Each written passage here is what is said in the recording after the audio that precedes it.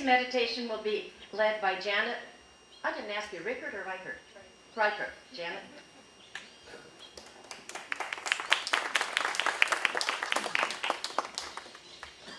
Jokes make going into meditation a challenge sometimes. We are having difficulty hearing you. Okay, I'll get it right up close. Good girl. I said the jokes make this transition a little challenging sometimes.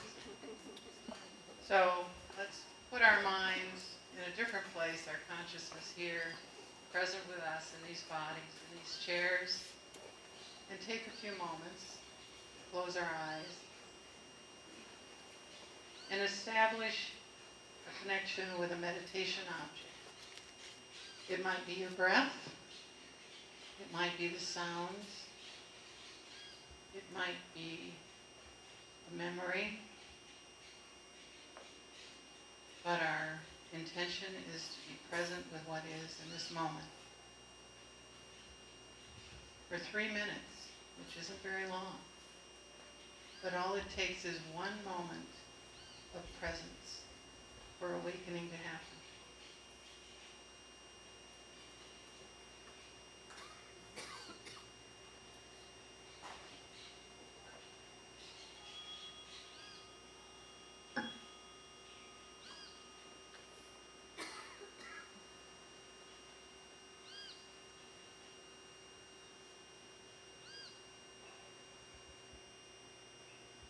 Following our breath.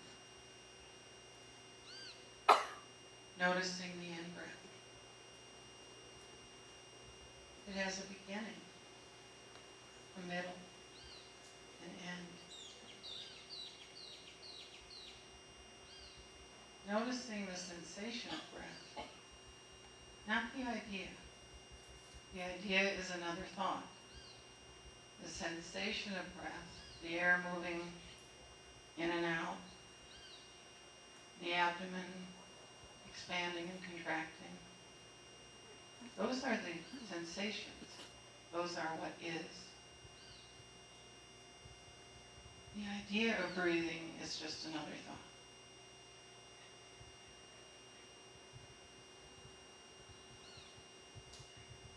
Noticing how quickly the mind rushes off into memories, planning, thinking, what it's so conditioned to do, and gently bringing it back to the breath, rejoicing in the fact that you noticed, celebrating, and returning to the breath.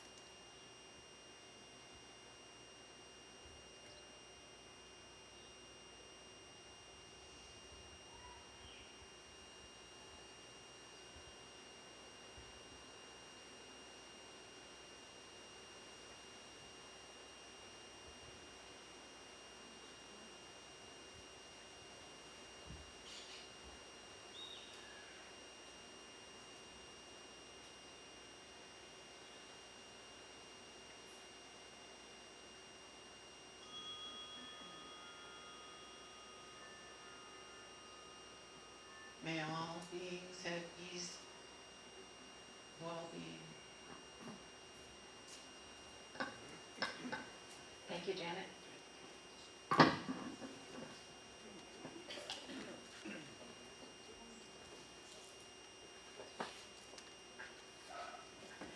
Okay, now it's my pleasure to introduce this week's presentation. It's entitled Phys Ed. The Lowdown on Fermented Foods and Beverages, presented by a trio of presenters, Carol Kaufman, Jaime Navarro, and Tommy Arnold.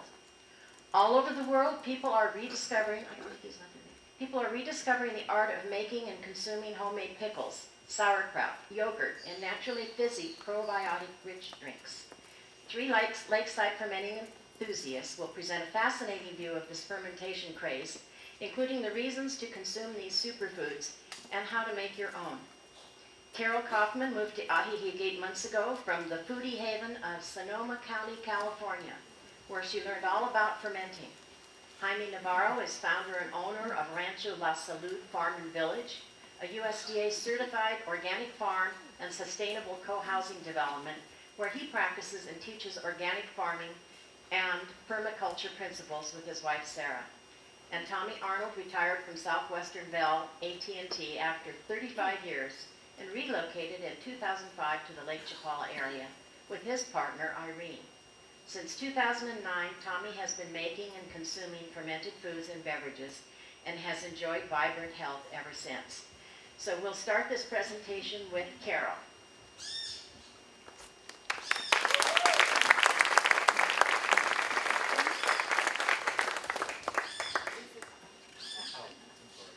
Oh, I forgot, sorry.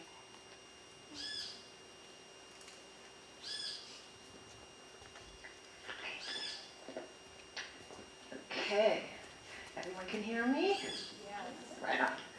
It's a beautiful day again in Ajijic. It's not raining. So, I am one of 3 fermenting enthusiasts. I moved here, like she said, 8 months ago, and I thought, I wonder if I'm going to find any kefir grains or anybody doing sauerkraut here. It's like, it's Mexico, I don't know.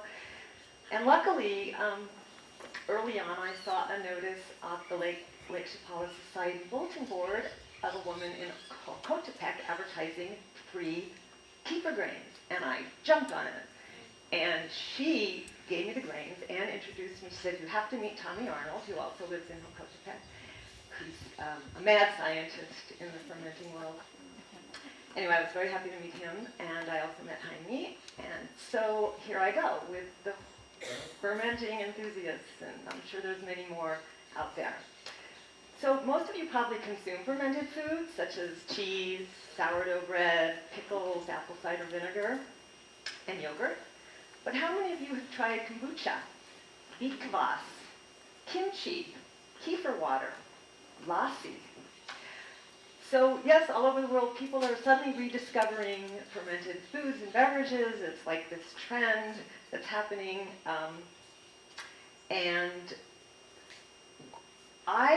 So in Sonoma County, California, it's a very big foodie area, and I became part of a foodie group that was based on a cookbook called Nourishing Traditions by Sally Fallon. Some of you might be familiar. It's an amazing book, and it talks a lot about fermented foods. So I joined a little potluck foodie group, and a friend that I met in there gave me my first kefir grains, and I was sort of on my way to kefir water, which is very, very easy to make. Ultimately, you just need the grains. You get the water, filtered water. I would add half a lemon. I would add a couple prunes or raisins for natural sweetener, and of course your sugar, because the grains eat the sugar, and that's very important.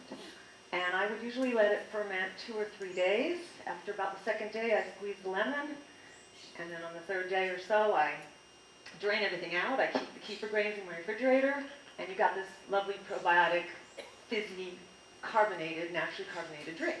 Super easy. And Tommy afterward has some grains to give out for those of you that might want some. As long as they last. As long as they last. Anyway, so I also discovered, when I was in my hometown of Sonoma County, there was also this really cool group called Vital Alchemy that met once a month at a Grange. And this was a big group of fermenters, and they would come, and people would have samples, you'd have classes. One person came and taught about making sourdough bread. My most amazing experience was making fermented mustard. Now, I had never heard of that before.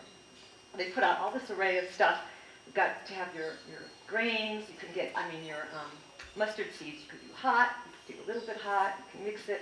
To give you these jars, and then you would add all these interesting things like pickle juice and honey, and just like, it was so creative and interesting. And then so you got these grains in this little jar, and you keep it 24 hours. Next day, you get your little blender, and you blend it all up, make it kind of creamy, put it in the fridge, and you've got fermented mustard. I think one of the reasons that this whole movement is going on is that a lot of people are into do-it-yourself, DIY, which I am too.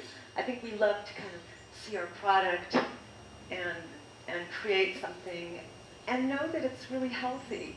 Sometimes when you buy the standard pickles, they're made with vinegar, they're not really fermented, maybe a little bit.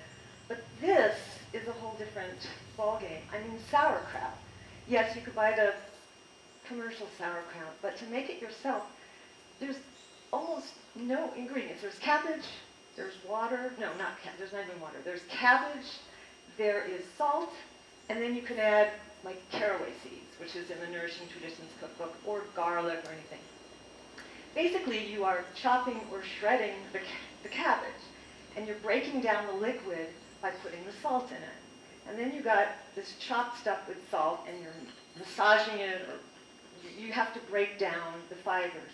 And soon you have this liquid, natural, no added liquid, it just makes its own. And you basically have it submerged in about 1 inch of its liquid, you cover it, and what's really nice is you can go and get these wonderful crocks to make the sauerkraut, and they have these big stones that push it down, because you want it submerged, you don't want any of it exposed. So it's all under this liquid. Put it on your counter, and granted, after about 3 or 4 days, you will get an odor, if you don't mind that, but you can put it in a closet or somewhere. And then 4 days minimum, but ultimately 2 weeks. I used to do like about a week and a half.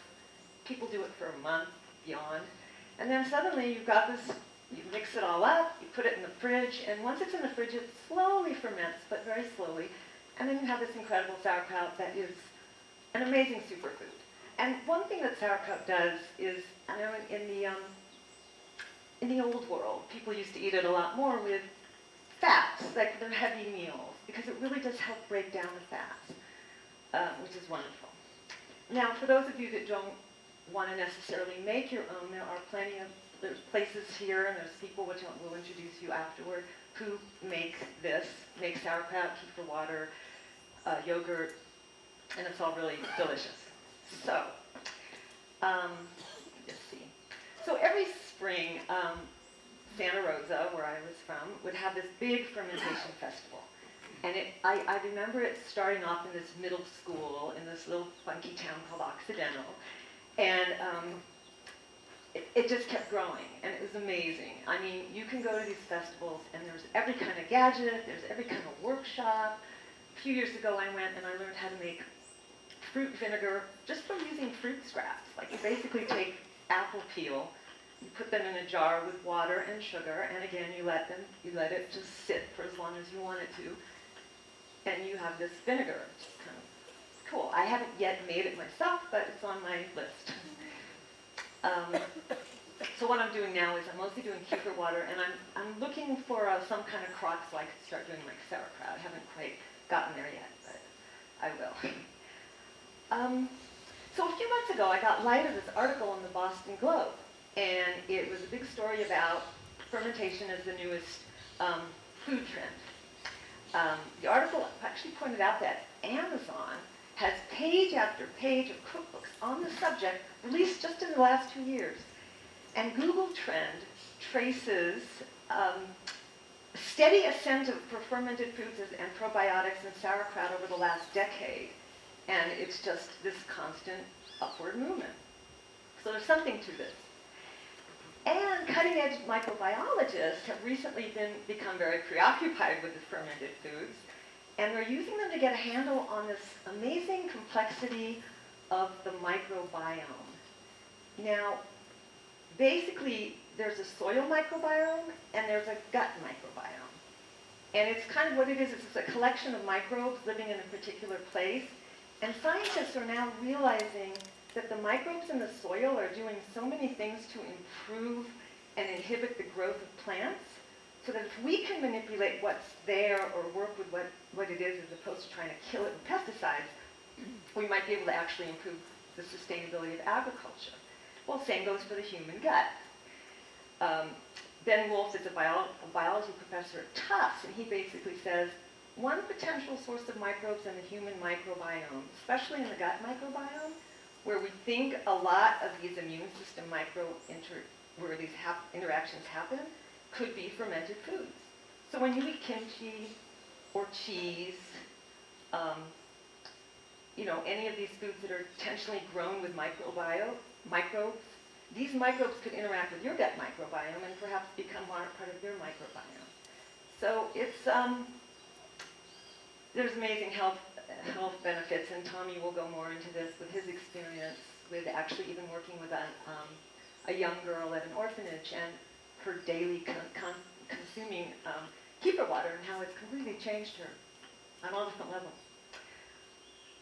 Let's see. So, let's see where we're at with time. Okay. So you kind of may ask, well, what's the deal? Like, why this fermentation craze? And like I said, you seem to be thinking it's like the DIY, the do-it-yourselfers who are ready to bring this, bring health into their kitchen and make it themselves. And again, it's sort of like growing a garden. It's whatever you're passionate with. You watch something from scratch, and it's a really nice experience to see the results. Now, granted, some scientists do think that these benefits can be exaggerated. I just wanted to point that part out. But still, the perception that bacteria are vitally important to our health has been confirmed by the studies that regularly pop up showing interesting connections between the microbiome and obesity, diabetes, mood, and a lot more. There's still a lot of work to do to understand why this is happening, but many scientists don't deny that something's going on. So there's a kind of a guru that has sort of is behind this craze, and his name is Sandor Katz. If you ask any chef, scientist, home fermenter, working with fermentation, they basically say Sandor Katz. Katz's home base is in Tennessee. He's traveled all over and gives a lot of talks, and his really famous popular book is called Wild Fermentation, and he also wrote more recently The Art of Home Fermentation. He's just been an indispensable guide and the moving force behind reclaiming this ancient method of food preservation. An interesting note, Katz was diagnosed HIV positive in 1991. He believes that fermented foods has helped keep him in good health. So I told you a little bit about how to make sauerkraut. And so and let's see. Oh, well, here's an interesting thing. So the fermenting trend has also hit bars and restaurants. And I don't know if any of you experienced this, but mixologists are experimenting with healthy effervescent brews that get their fizz from microorganisms like bacteria, yeast, rather than carbonation. So an example, I've kind of listed a few of these interesting things that are trendy right now. Shrubs. I don't know if you've heard of shrubs. This is not a plant. It's basically fruits or vegetables fermented with sugar and vinegar for spicy, sweet, or tart flavors.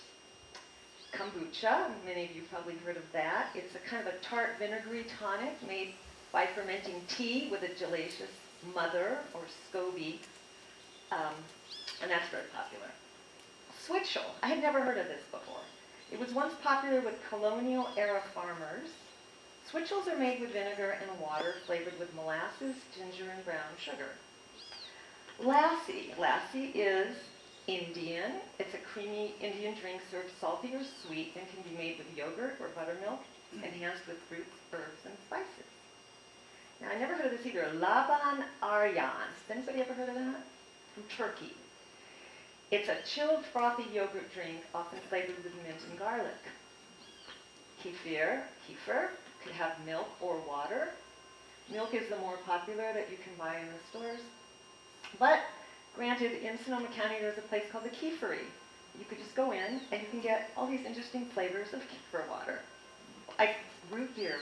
And they use the actual great roots, you know, everything is very natural and very amazing. So yeah, kefir is originally made with camel's milk in the Caucasus, and it's a yogurt-like drink that involves infusing animal or non-animal milk with kefir grains. Kvass. Kvass is interesting. I've never yet made it, but again, it's on my list. It's a fermented potion that hails from Eastern Europe and is traditionally made from rye bread or beets. I mostly know it from beets, and flavored with fresh or dried fruit. Incredibly healthy. This rich beet red juice. And ginger beer. I will let Jaime tell you more about ginger beer when he talks. So I think that wraps up my end of things.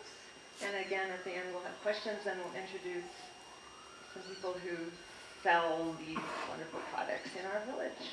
Thanks.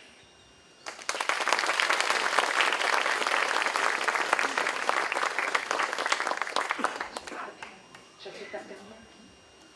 Oh, yeah.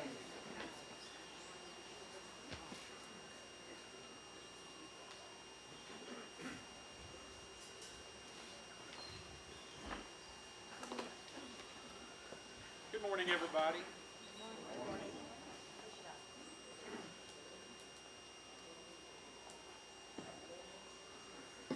Here we go. Can everybody hear me okay? Yes. All right. Good morning, everyone. Glad to be here to speak to you today on something I'm fairly passionate about, fermentation and getting good bacteria in your gut. Carol already explained how I got to be part of this talk. Let me start off by saying that I'm kind of one of those health nut type people who studies things way too deeply, probably for my own good. And in doing that, I've kind of learned that there's no one thing that can make you a well person. You know, it's got to be a holistic approach to it, your diet and your rest and managing stress and all those kind of things. But I think if there's one thing, if you didn't want to change anything holistically, if you changed one thing and added fermented foods to your diet, it would help you cope with a lot of your problems, if you have problems. Your digestion, and you'll be calmer and things like that. And those are the things I'm going to talk about. Why did I get into fermentation? It's kind of a quasi-convoluted story, but it's part of my testimony, so I'll go ahead and go through some of it. In late 2008, I went and got my yearly full physical, and they told me, if you don't change some things, within 5 years you'll have a heart attack and you'll be having problems with all that other stuff. And I was already figured there was something going on, because when I laid on my left side to sleep, I could feel my heart beating my chest, so I know my blood pressure wasn't good. And I have not a good family history. Mother and dad, obese, high blood pressure, diabetes. One of them had cancer, congestive heart failure. I could go on and on. Both sets of grandparents, the same story. And I was most of them's caregiver, so I took them to a lot of doctor's appointments. And when I got the heart diagnosis, and you need to clean your life up, they made me do wearing the heart monitor thing. That was way too much contact with doctors and the medical field, so I decided, okay, I'm really going to change this time.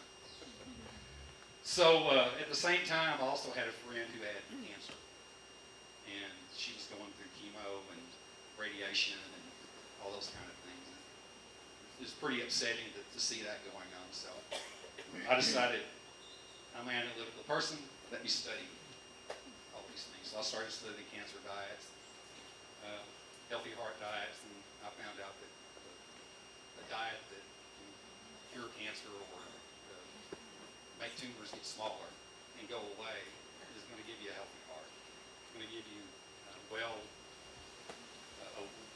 your mind, you're going to be calmer. Excuse me, can you hold the mic? Oh, I'm sorry. Okay, there we go. I'm used to a mic stand.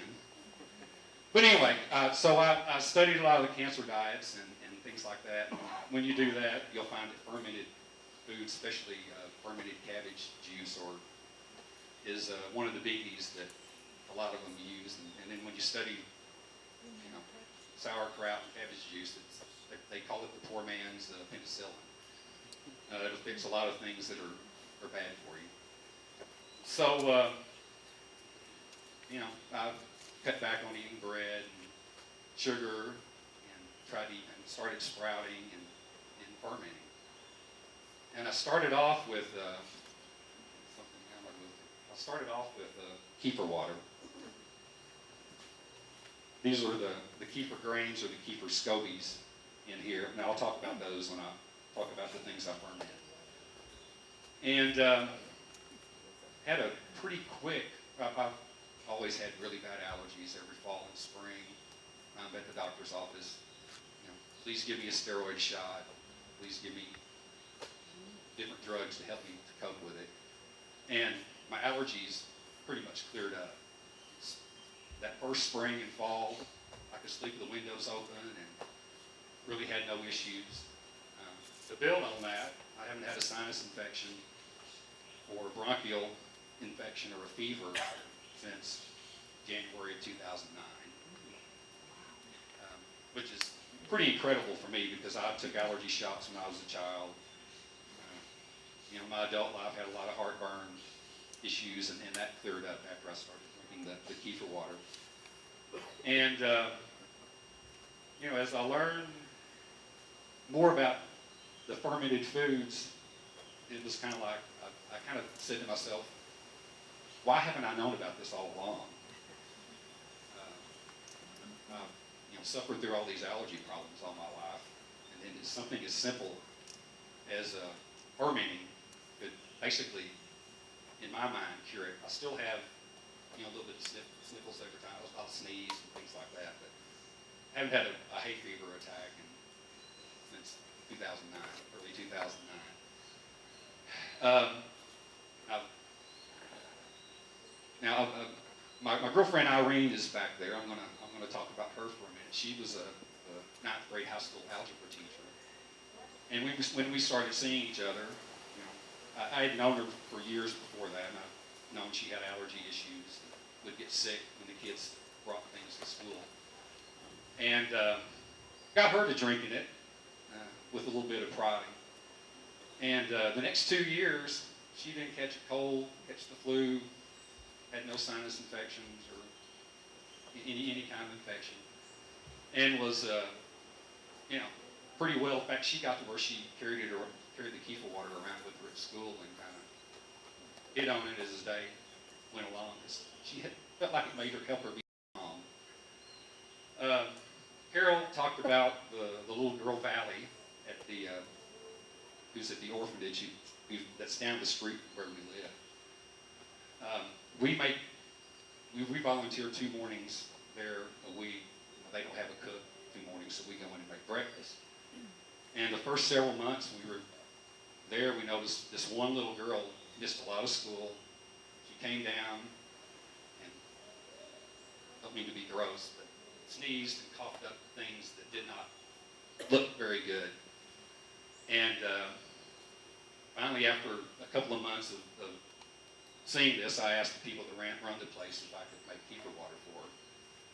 And she started that right at the end of the school year last year.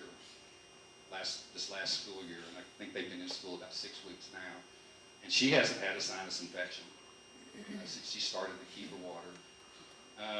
They also say that she's prone to having anger, temper tantrum fits, and they say those have reduced greatly.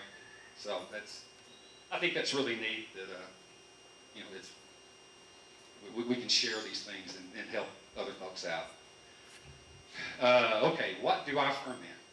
Told you about the water kefir.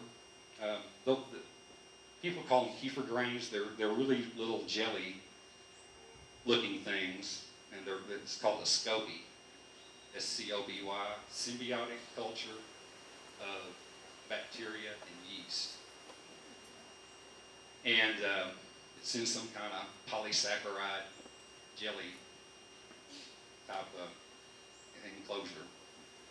And basically it eats sugar.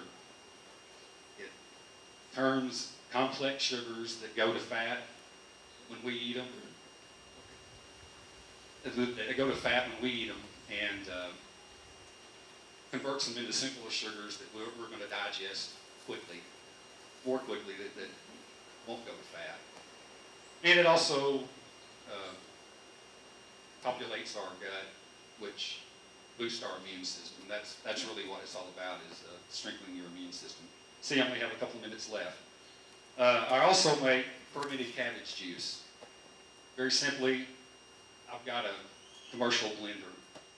I just chop it up into little chunks, fill the blender up, put a tablespoon of salt in there, and fill it up with water about 2/3, 3/4 full, pulse it, turns into little grains, let it ferment for 3 or 4 days. I strain it off and drink it. I make beet kvass also. I slice it up thinly, do the same thing with the water, make it 1 or 2% saline solution, and let it seal it up in a jar, and you'll notice it'll turn a more red, rich color after about 2 or 3 days, and it's ready to drink. It's great to help cleanse your liver and keep that cleaned out. I got into ginger beer. See, Jaime has his ginger bug there. Love it. If you can get into making that, it's really pretty easy. Lots of information about that on the internet. I occasionally buy the milk kefir from the Canadian fermenter business that's been here for several years. And I've also gotten into, this is garlic and honey. And it will ferment if you use the raw honey that hadn't been pasteurized and all that kind of stuff. Leave it about a month. After about a week or 2, you'll see it start to bubble. And it's preserved perfectly. It's still kind of hot when you eat it. You can also do the same thing with ginger, and it'll make it more bioavailable. I think my time's up. Appreciate y'all for letting me speak to you, and we're time to go. There it is.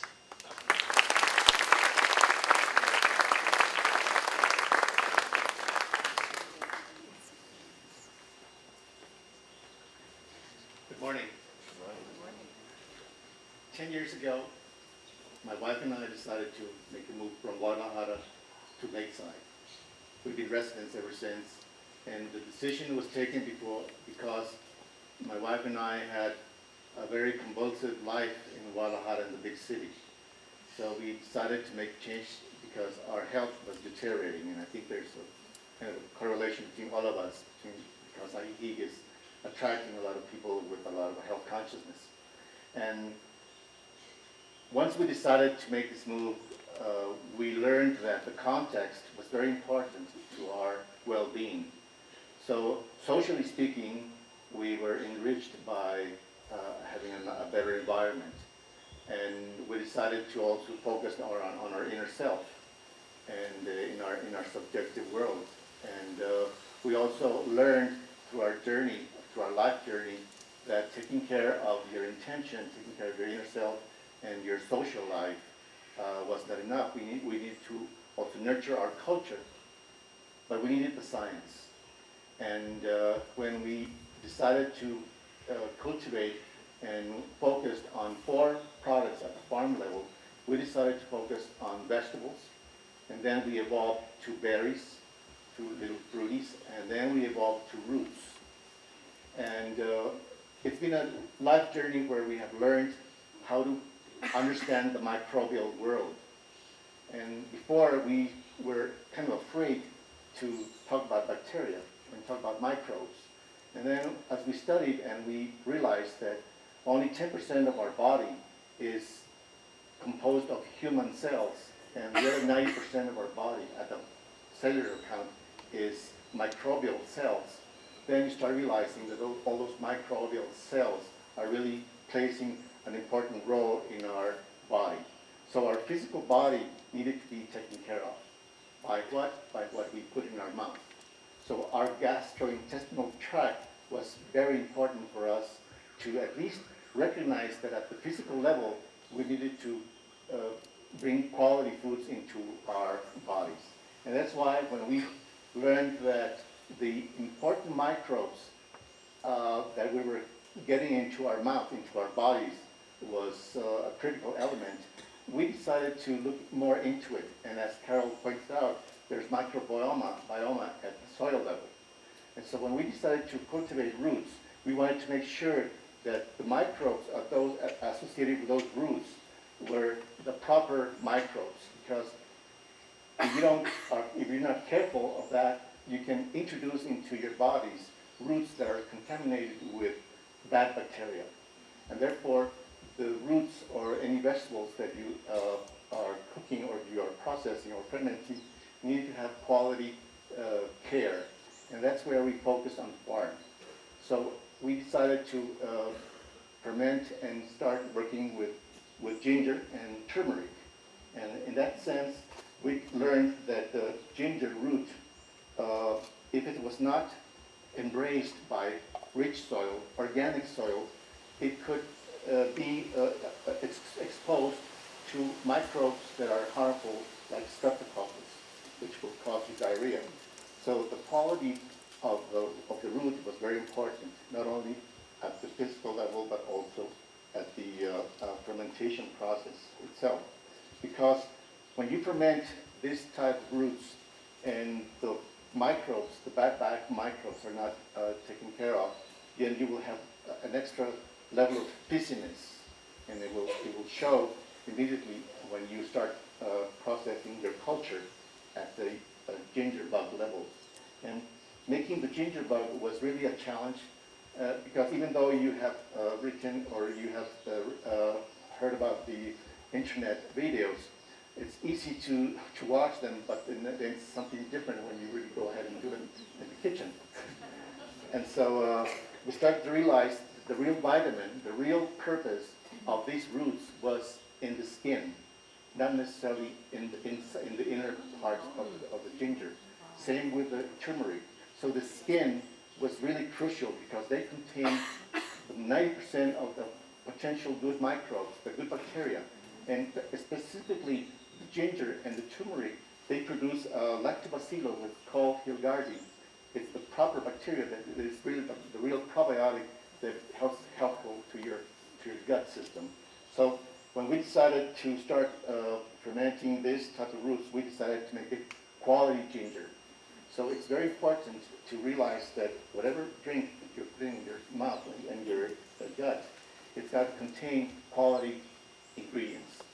So when you look at the turmeric, it's the same thing because turmeric, you can grow it at your house at a pot, and it's very rich and very tasty, very spicy. So these are products that come from the Orient, but it's been really recognized that we can do it here in Mexico, especially here at Lakeside.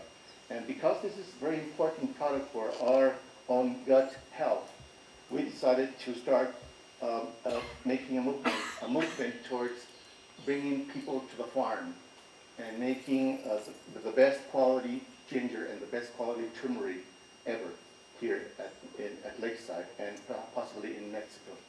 So the whole idea here was how can we make sure that we can celebrate and we can spread the word about our quality products so that we not only bring health to ourselves, but also bring health to the world.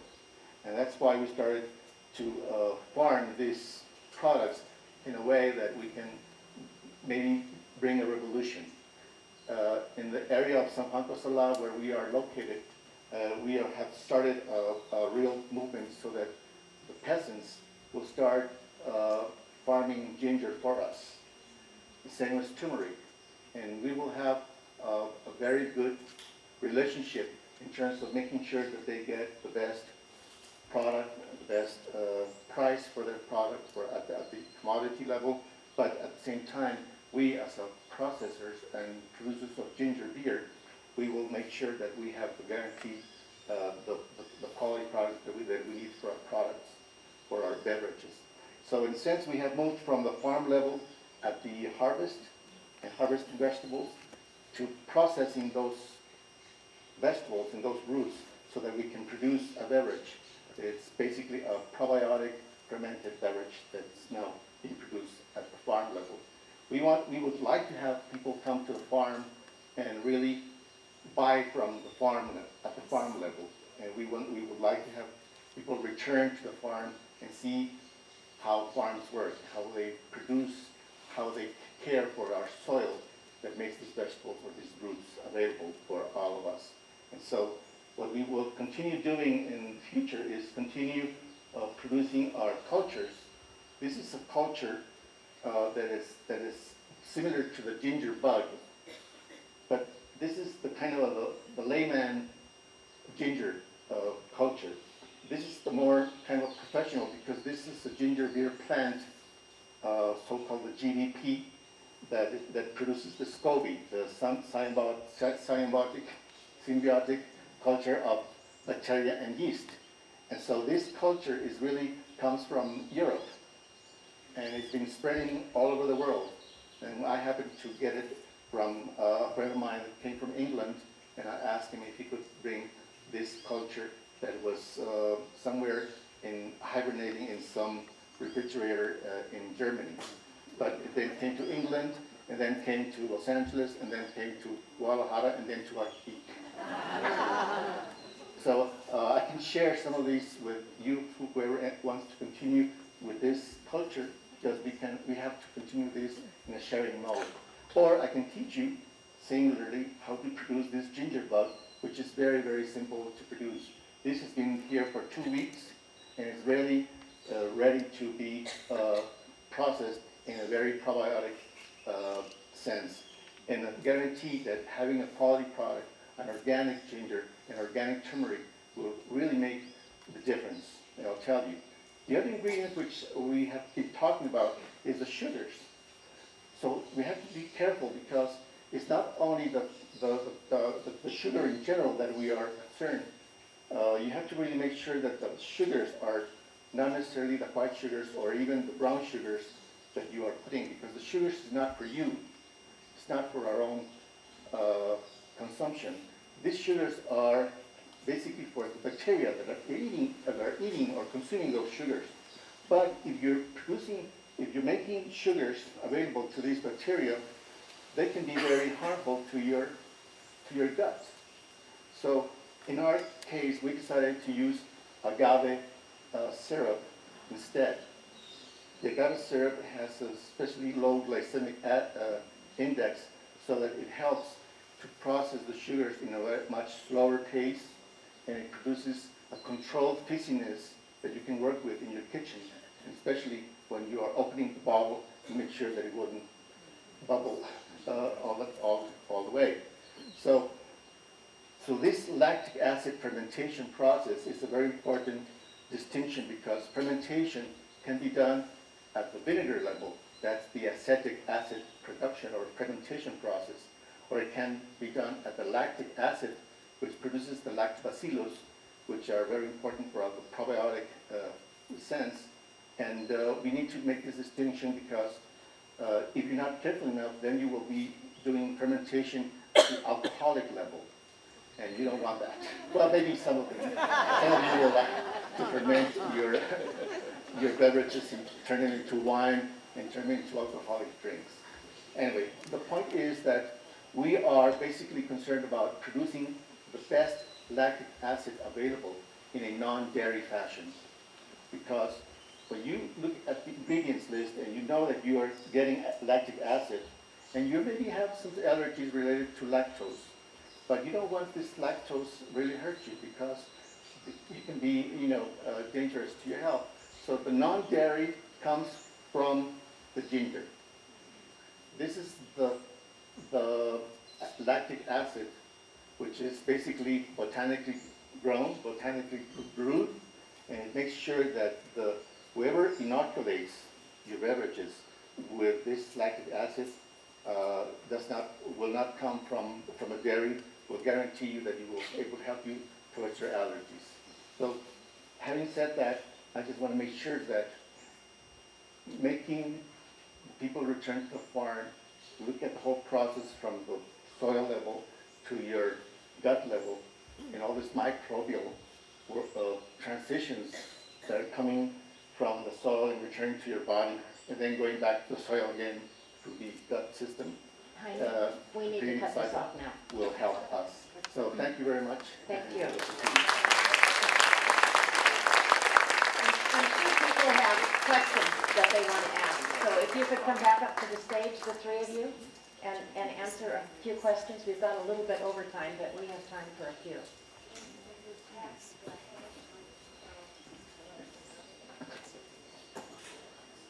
We have another mic here too.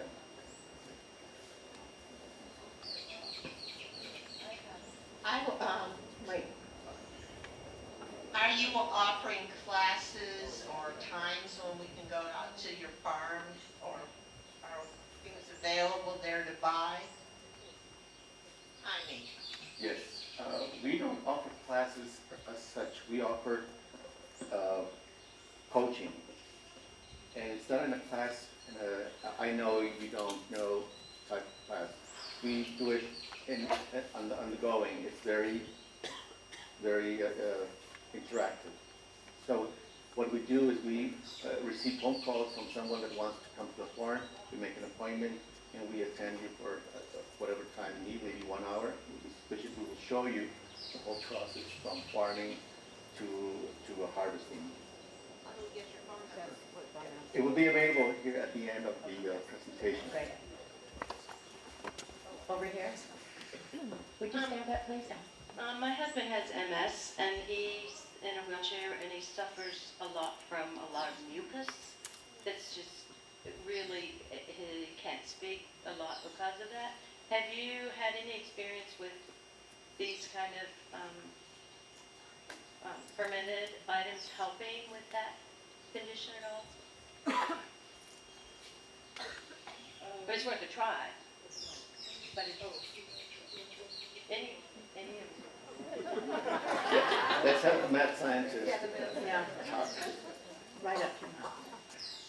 The first thing that popped into my mind, based on all the reading I've done, and I haven't done a whole lot of reading on getting rid of a lot of excess mucus. Ginger, some kind of ginger drink is major anti-inflammatory. When I'm making my ginger beer and then drinking it, everything seems to run better. You might try that, and you might. You can ferment most of the sugar out. You just let it sit out on the counter and sample it and taste it. For someone that's sick like that, I would recommend fermenting most of the sugar out and just letting it go with how it ends up. Margaret? It seems that you would not disinfect your cabbage and ginger and those things first. Because then you kill the good bacteria too, wouldn't you, that was on the skin and the surface. And yet we live here. Many of us have had parasites. So we're cautious. What do you say?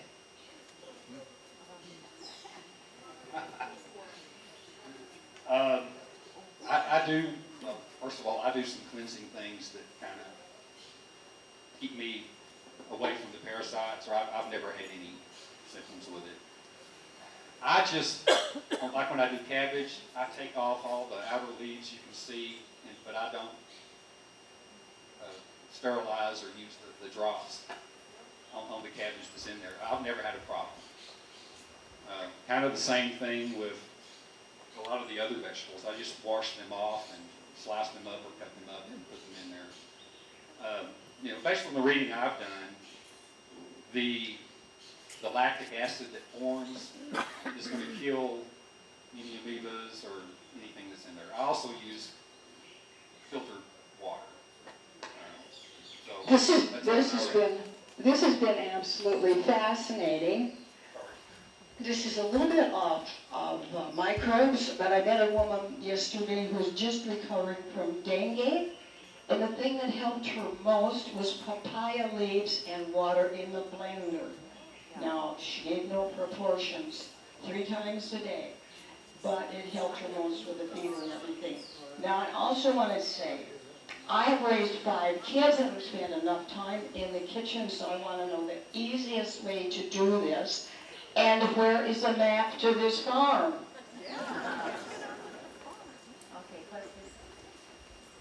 Yes, we live in an area which is most of the ground has been compacted rubbish. And You hold the where mic do like you this. get good soil to, where do you get good soil to grow things that really should grow? Well, you get in an organic, certified organic farm where inspectors come and sample the soil and they make sure that you have good quality microorganisms living there. And there's no possibility of having pathogenic bacteria in it. And they are in this area? Yes, well, any certified organic, well, you can come and ask me later of where you can get it. I'm not the only organic farmer. There are about maybe 30 organic farms around Lakeside. Right, okay, thank you. Okay, I think we have time for one more question. Thank you. I'm wondering if the heavily salted products would be ill-advised for people with high blood pressure? Like sauerkraut, is that bad? I'm very self-sensitive, but I've heard about the benefits of sauerkraut. I don't use it, though. I don't eat it because of that.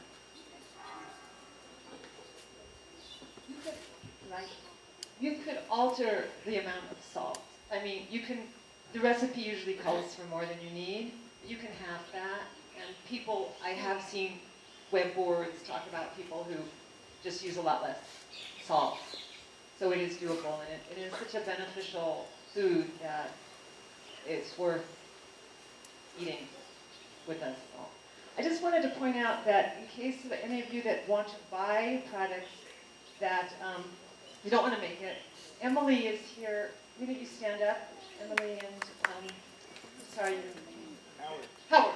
And they own the Canadian-style natural foods. Canadian-style natural foods, and they sell at the organic market every week and other stores, Marlowe's, all kinds of different places. So they basically, and they have a store west on the Carretera, and they have wonderful yogurt, different varieties of sauerkraut, kefir, milk kefir, and coconut kefir. So anyway, you can talk to them afterward if you want to find out more information.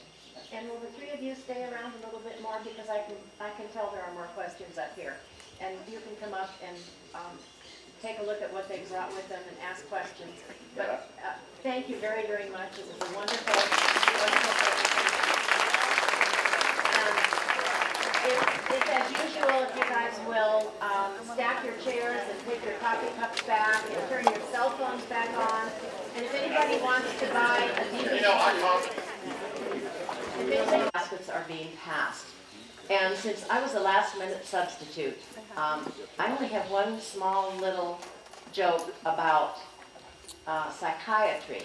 And then I'm going to ask if you guys, because the talk today is going to be on mental health, so if anybody out there can contribute a joke as well while we're passing the baskets, that would help me out. The one I can remember is, how many psychiatrists does it take to change a light bulb? Nope, not 3. 1, but the light bulb has to want to change. Okay, and, we've got another joke back here. Carl, can you wait for the mic? And can you stand up? Oh, he's giving money, don't bother him. Oh, he's taking it. No, I'm changing. I'm not. John, a visitor goes to insane asylum. We don't call them that way, but anyway. And somebody shouting out, 35! And the whole crowd laughs like hell. 41! And they all laugh again. 13! And they laugh again. And the visitor says, can I try it? 15! Nobody laughs. What's the matter? You have to know how to tell a joke. Thank you, Carl. Anyone else? Oh, shy people here today. I think Carl should take his own advice.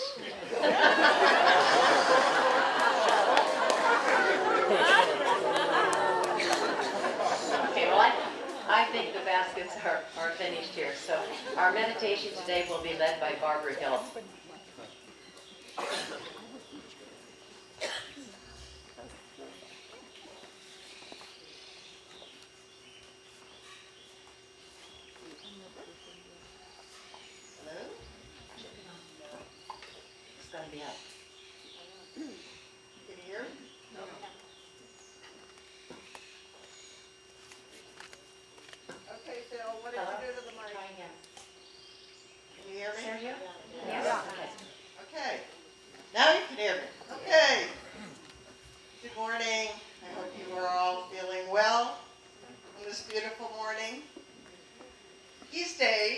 we are witnessing many upsetting, hard-to-believe things via media, we may feel negative emotions occasionally, like fear and hopelessness.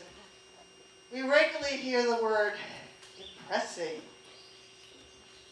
We need to remember that our emotions are largely created by our thoughts. And one way to counter negative feelings so that we maintain our mental and spiritual well-being is to limit our exposure to media news. We can also adapt practices that turn off negative thoughts and feelings and fill us with positive, healing energy. Practicing gratitude is something we can do anytime, anywhere. Walking by the lake or in a garden where we appreciate natural beauty to make us feel thankful and peaceful. Something creative like making art, cooking, or helping others can also lift our spirits. We each have our ways. Now let's bring ourselves into a collective state of peace by relaxing and letting go of all concerning thoughts and feelings. Take some deep breaths, and with each exhalation, allow every part of your body to relax. Let go of everything you're holding on to. With each inhalation, we can allow ourselves to be filled with the positive, healing life force energy that is available to each of us anytime we open to it. For me, this energy feels like unconditional love. Now let's enjoy a brief time of silence.